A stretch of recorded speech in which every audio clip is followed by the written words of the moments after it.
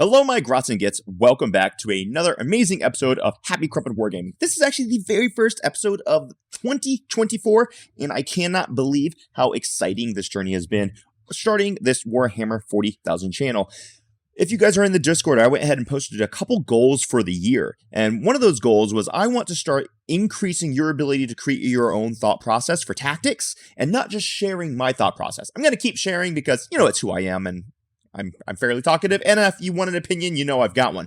But what I want to start doing is helping you to build your own creative thought process in the game of Warhammer 40,000. And if you want to build that, then you should like, subscribe, and support the work I do as I support the game that you love. So let's start hopping into one of the most critical topics about Warhammer 40,000. This topic right here is actually why I started this channel. So I started this channel maybe second quarter of last year. And the reason for it is because I was watching a couple other of the tactical channels on YouTube. And what they were talking about is they were saying, oh, you should always move block, you should scout here. But one thing I noticed is many of these other guys who do great work, by the way, I'm not shitting on them, I promise you that. But one of the things that they do is they happen to mention and they tell you what to do, but they don't typically teach you how to do it. So you would hear a bunch of the more famous people, they would say, all right, so when an enemy comes into this position, we want to move block them or we want to screen them out. And that's all well and good and it's accurate. But if you don't know how to move block or how to screen, it's kind of useless. So I actually started out making a video in 9th edition how to move block and screen, but the game has changed in 10th edition. So that's what we're going to do today, and that's what we're hopping in right now. So first off, what actually is move blocking? Well, move blocking, and I've kind of written that up here, is physically putting models in place to stop the enemy model from being able to move their models up the field. This is why sometimes you'll get massive models that look really good on paper, but they just don't work. Really big models like this, what I'm talking about is things like for orcs, the Gargantuan Squiggoth. This model is objectively, actually seems really, really, really good. But, I mean, it's basically impossible to move it up the field if your opponent has any idea what they're doing. Because what they're going to do is they're going to take a 40-point unit of Gretchen, and that one 40-point unit of Gretchen is going to make it so that your 440-point monstrosity cannot move. And it's going to be incredibly frustrating for you, and you're never going to get anywhere. So, what we need to figure out is how this process actually works.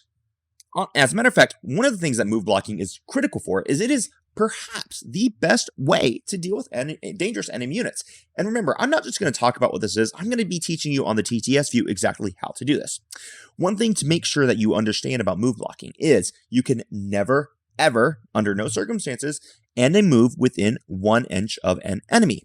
Now, the only exceptions to this is very, very specifically written rules. So, for example, Berserkers of Khorne, they have a special rule called the Blood Surge, and in the text it says when this unit makes a Blood Surge move, it may end with an engagement of an enemy unit.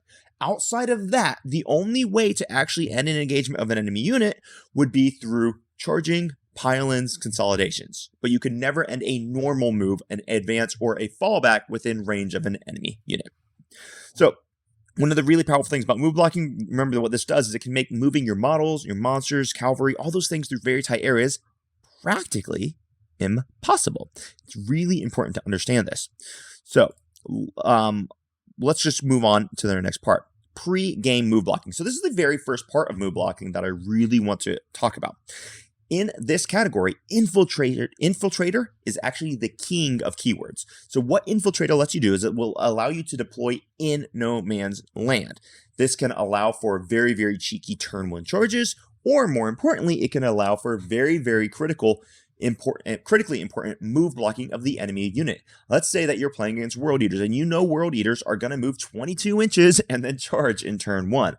Well, if you have a unit physically blocking them, and it starts the game 9 inches away from them, the furthest the World Eaters unit can actually move is going to be 8 inches, because they have to stay end the movement outside of 1 inch of your movement, unless they have the fly keyword, but there's always a counter to the counter.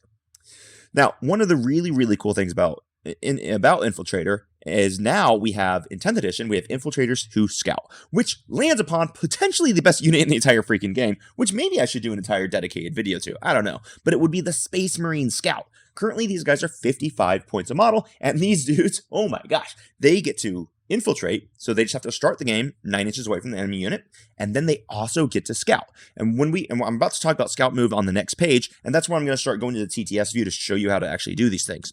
But what a scout move does is it allows you to move up to X amount of distance, X being, it could be scout 8, it could be scout 6, scout 9, whatever the number is. It'll let you move that many inches pre-game. So let's look at the scouting. All right, this is a pre-game move that happens before the start of the first turn, but after you determine who goes first. So it happens in beginning of the first battle round, but it happens after you know who goes first. So scouting can be used in a couple different ways. One, it can be used exceptionally offensively. This is how armies like World Eaters use the scout keyword. One thing that they can do is that the game will start, and then they will scout forward to give themselves a free 6 inches. So then they get to move, and then they get to do a normal move after that, allowing them to move up the field much more quickly than you expect.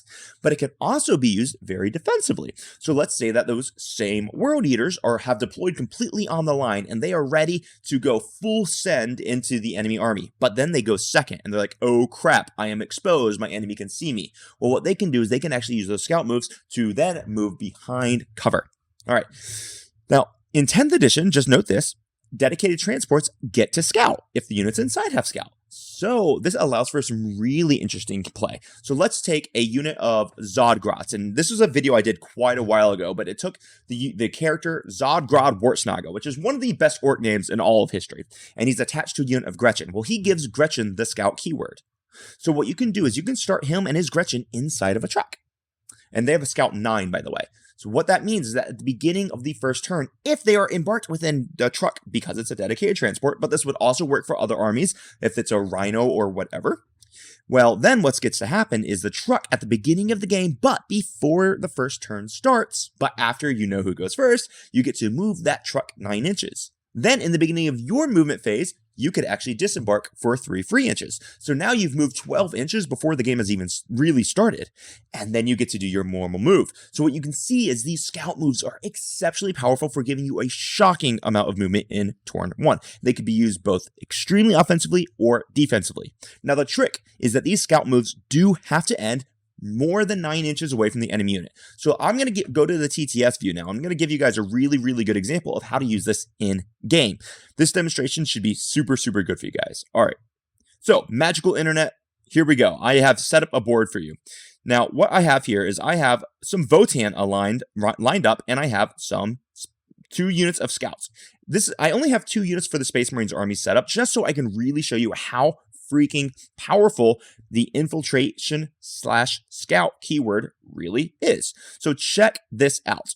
I've got this 1 unit of scouts, and if you see these purple little circles here, what this is this is 9 inches away from the models. So I'll just go and put this guys up as well. This means, let's say my Space Marine guy is going second here. Well, what he has effectively done is he has effectively ruined the Votann's ability to scout forward. And that is brutal. And let's say that he goes first. Well, he won't be able to scout forward at all, but what he can then do is he could just advance forward and completely move block the enemy Votann. So I'm going to do my first demonstration showing what happens if the Space Marines player goes second. Well, this Votann player gets to scout with his Sagittars, and he gets to scout with his Pioneers. And Pioneers get to scout 9 inches. However, they still cannot end a move within 9 inches of the enemy unit. So they're going to have to stay outside of this purple line here, which means off of the exceptionally useful and powerful scout move that these Hearthkin Pioneers get, they effectively get to move nowhere. They're going nowhere. And that is simply because these scouts, which cost 55 points a unit, are here, which effectively completely ruins the Votann's turn 1. Now, what's also really interesting about these scouts is they're going to be safe, because depending on the way that you do scout moves is the person who goes first scouts first. The person who goes second scouts second. So in this scenario, let's say the Votann player wants to get as much movement out of their scouts as they possibly can. So they move all the way up, but they do still have to stay outside of 9 inches of these scouts here. And this Sagittar gets to move, I don't know, maybe right about here. Still got to stay outside of 9. And this Sagittar can scout move to here, and these bikes get to scout move to here. And the reason why I'm moving up is because maybe you're just trying to get a little bit better position. Now, the scouts here have two keywords. They have infiltrate and scout, which is very, very powerful, because watch what happens now. This is all pre-first battle round. So the Votann player has tried to use as much as they possibly could, which is not much, because I completely move blocked their scout move with my infiltrators. But now the scouts for Space Marines also get to scout. And this is where the real power is. So now if you watch what I do with this unit, they are just going to all completely move 6 inches, which is their normal movement, with a scout move. So they're doing their scout move of 6, completely safe behind cover.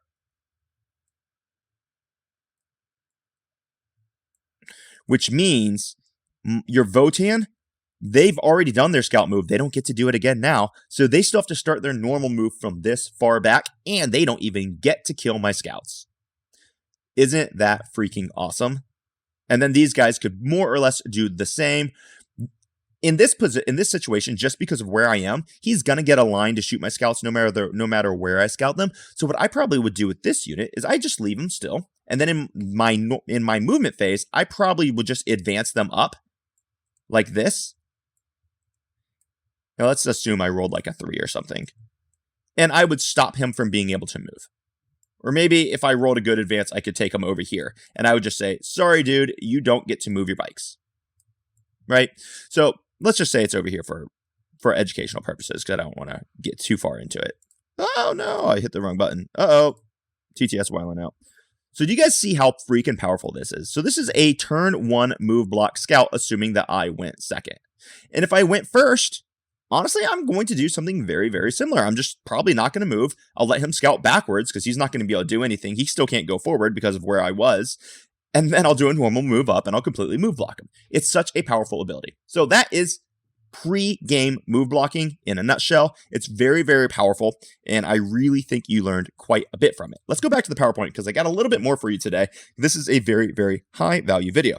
So using magical internet magic. All right, perfect. There we go. Now let's talk about screening a little bit. Well, this is still move blocking here.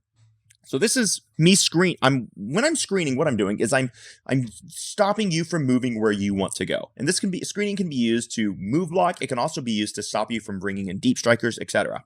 So I have a picture here in my PowerPoint, and you should all be able to see. I'm using these scouts to screen my infiltrators. Or you could also say I'm using my scouts to move block these beast snaggers so they can't kill the infiltrators.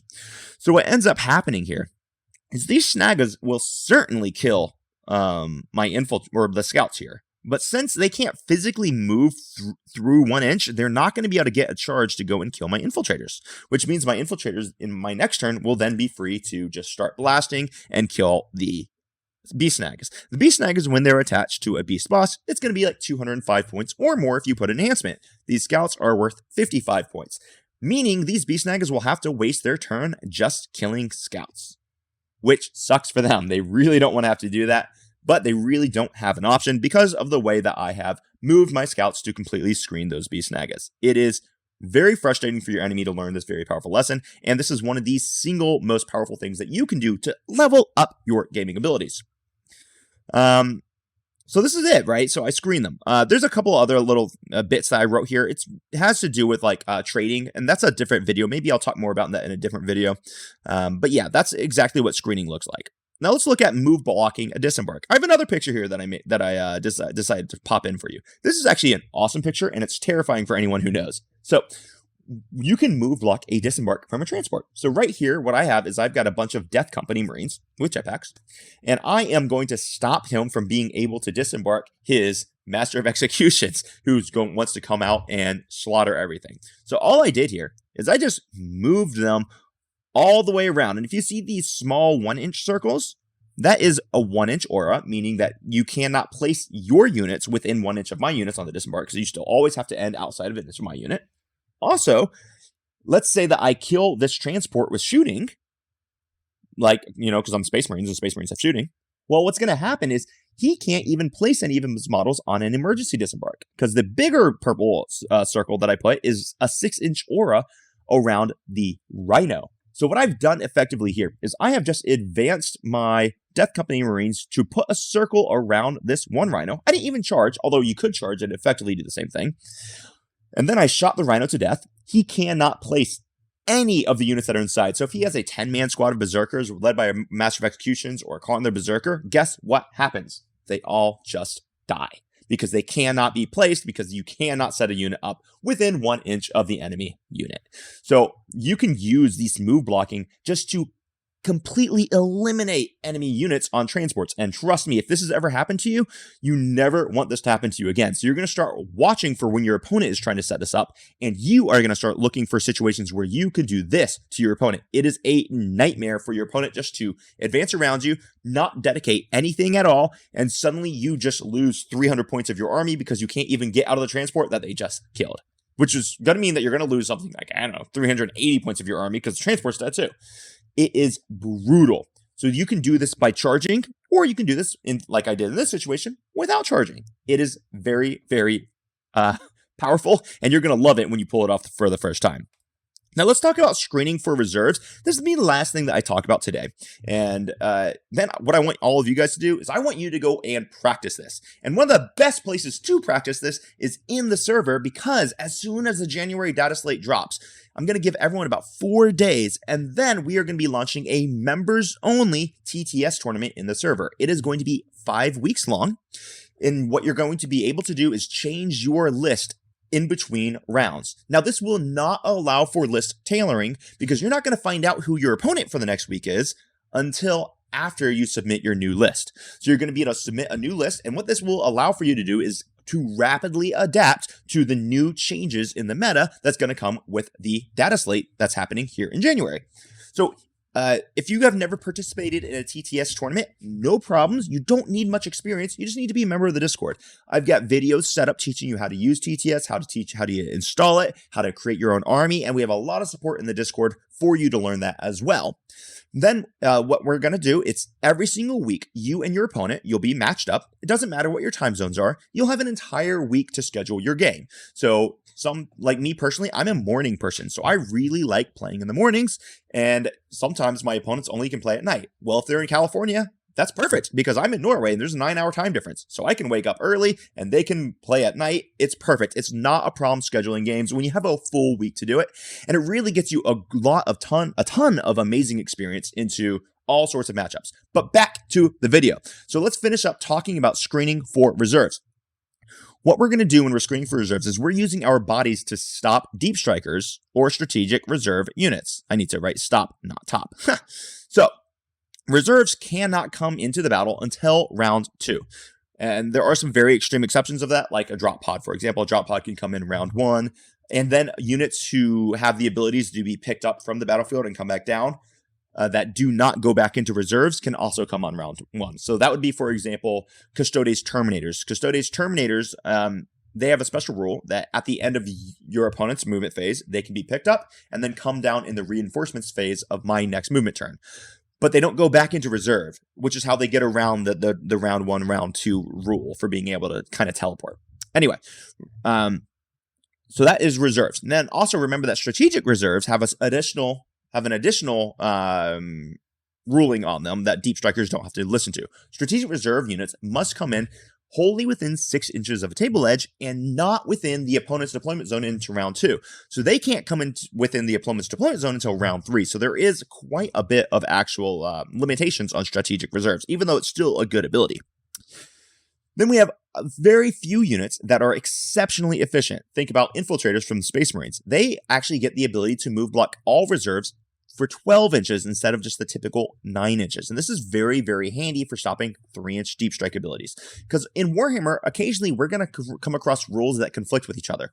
For example, you can have a unit of Inceptors, Space Marine Inceptors, who have a special rule that allow them to deep strike within 3 inches of the enemy unit. But then you can also have a special rule like the Space Marines Infiltrators. Gosh, I know. Space Marines always get all the rules. It's frustrating, but it is what it is. Anyway, so the Infiltrators have the ability to stop all reserves within 12 inches of them, which means the Inceptors cannot use their ability when they're trying to deep strike close to Infiltrators. That is a really strong counter. So infiltrators are freaking amazing, and I know people aren't using them, but they're really, really good. They can stop those 3-inch deep strikes. They can stop all deep strikes within 12 inches and all strategic reserves within 12 inches, and that's very, very good. So I'm going to go ahead and show you how to counterplay some of these other deep striking abilities. So let's go back to the TTS view, and then we'll wrap this video up. And magical internet, here we go. We are back on TTS view. I am actually going to load in a different map because I had one set up for everybody. Deep strike screening, here we go. Guys, TTS is such a useful tool. When you get it all set up, you are going to thank yourself because it is going to skyrocket your ability. It's another one of the really nice things that you're going to get once you start playing on our TTS tournaments in our members only section. You're going to actually really, really thank yourself. So one thing I went ahead and set up, and there's a lot of purple on the screen, I know, but one thing here I wanted to demonstrate is just how much of the board you can actually screen out by using your models. So let's say I am afraid of my opponent doing deep striking an avatar of, I don't know, like here, the Incarn. Let's say I really don't want my opponent, I'm playing Eldar and I don't want the opponent to deep strike. Well, he can't come in right here because, I don't know, that's within 9 inches. He can't come in here because it's within 9 inches. Now, I know he's got his special teleport rule that if a unit dies, he can come in where they are. No problem. I understand that. But I'm talking about, let's just say we're trying to come in from reserves or deep strike here. I'm just using this model because that's the model I had on hand. Well, he can't come here, right? Because it's within 9 inches off of deep strike. Okay. He can't come here because it's within 9 inches of deep strike. He can't come here because it's within 9 inches of a model for a deep strike. He can't come here because it's within 9 inches of a model for a deep strike. He can't come here. So he basically can't come in anywhere. That's really convenient unless they kill a unit to use a special ability. But let's assume we don't even have a special ability. He's just trying to deep strike 9 inches. This is how much of the battlefield we can actually screen with 1, 2 units, and then 3 bonus units. So this is 5 units screening an entire tabletop battlefield by themselves. So these scouts, and by the way, remember, these guys get to scout, so they can do things like this and screen even more of the battlefield if they really want. This guy can just kind of drop back a little bit, and we can stretch it this way. We can even do like this and give ourselves even more screening potential, which is just absolutely depressing for the enemy. So that is how easily you can actually screen your opponent out if you know what you're doing. And if you're doing this on the tabletop and you don't have access to TTS, just grab your measuring stick, measure a 9-inch circle, and make sure that you're discussing with your opponent so they know how far out you're screened. So then, real fast, how do we counter units like the Inceptors? Let's assume that we don't have infiltrators. And we're like, well, they can deep strike within 3 inches. So even though I have all this screened, they would have the ability to actually still deep strike here, because they have the ability to deep strike within 3 inches. Well, there's a couple ways to counter them. One is with a powerful Overwatch. 2 would be with a unit like the Infiltrators, who block deep strikers who block all reserve units for 12 inches. And then 3 would just be, you can still block it. You just have to physically block them, right? So even though these guys can deep strike within 3 inches, what these Death Company Marines have done is they have stopped the Inceptors from being able to deep strike onto the objective. So I'll just put a 3-inch bubble here, and a 3-inch bubble here, and a 3-inch bubble here, and a 3-inch bubble here, and a 3-inch bubble here. So even though these Inceptors still can come down and kill these guys, they won't be able to get capture enemy outposts because they can't physically actually touch the objective, simply because of how I have them screened. And you can use Gretchen for this. You can use lots of other stuff for this. It's kind of irrelevant. But that's how you handle these 3-inch deep strikers, these with the special rule for the 3-inch. You either physically block them off of these objectives, you get a powerful Overwatch to stop them when they come down, or you have a unit like the Infiltrators, which have a 12-inch reserve denial bubble. So, Grots and Gits, ladies and gentlemen, this was Happy Crumpin' Wargaming. Today, what we did is we talked about an exceptionally important aspect of Warhammer 40,000. If you master these, if you practice these, which, remember, a great way to practice that is in the member. You can always look for a game in the members only section of the Discord. You can either just look for a game casually, or what you can do is you can sign up for the tournament, which will be launching right after the data slate, and those details will be posted in the members only section. Well, heck, they'll probably be posted in the free area too, because I want more people to sign up for the members section. It is what it is. But Once we do that, then you will get all the practice you need to become a move blocking and screening master. It's going to make you a better player. It's going to make you enjoy the game better. And honestly, that's what it's all about. So, hope you guys all had a great time with this video. It's very informative. I know I packed it full of a bunch of things. You might need to watch it 2 or 3 times or 7. Make sure you share it with your friends. And until next time, happy crumping, everybody. Bye-bye.